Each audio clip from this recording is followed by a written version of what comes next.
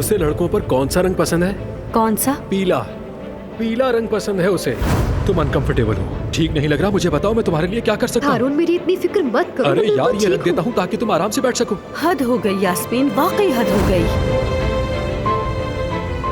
हारून, कहाँ की तैयारी है? खैरियत तो है।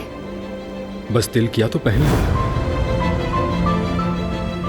इसका मतलब वो सब कुछ मेरे लिए था, क्योंकि वो मुझे पसंद करता है। हद है यास्मीन, हद है। क्यों नहीं समझ पाई?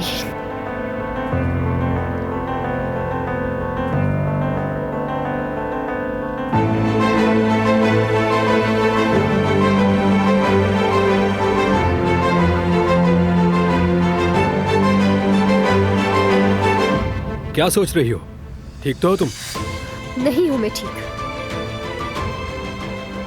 नहीं हो? क्या मतलब? अरे नहीं, कुछ नहीं हुआ। मैंने बस, तुमने अचानक आकर पूछा तो बस मेरे मुंह से वैसे ही निकल गया।